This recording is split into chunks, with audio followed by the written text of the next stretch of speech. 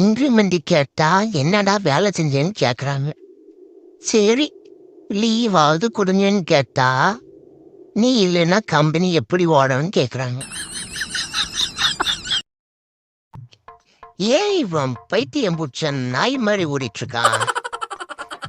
ஒரு வேலை பர்ஃபார்மன்ஸ் பண்றானோ ஓனர்கிட்ட நம்ம குண்டு இவன் ஃபிட்டா இருக்கன்ற மாதிரி ஓடியே சாவட்டும். ஓனர் ஊருக்கு போனது தெரியாம.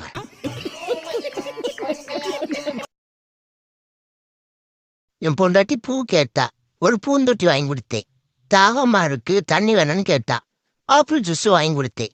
சரி நான் வீட்டுல இருந்து சமைக்கல, கொஞ்சம் தோசை வாங்கித்தாங்கன்னு கேட்டா, பிரியாணியே வாங்கி கொடுத்தேன்.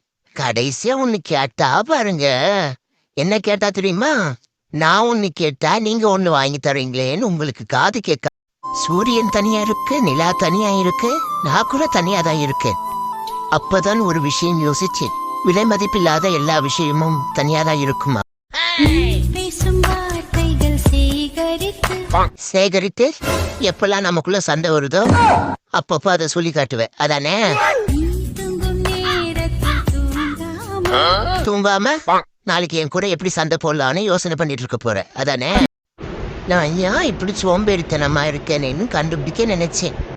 அதுக்கும் ஒரே சோம்பேறித்தனமா இருந்துச்சு. சரி நாளைக்கு யோசிப்போம்.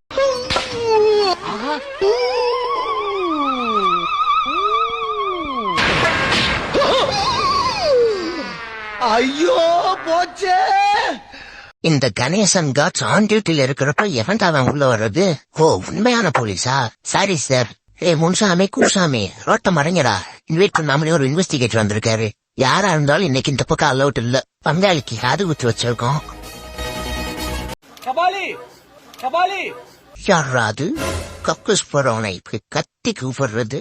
கபாலி ஒரே ஒரு செல்ஃபி. ஏட்டா செல்ஃபி கேட்கிற நேரம் ஆடாது. அத்தரத்தை அடக்கலாம், அவசரத்தை எப்படிடா அடக்கிறது?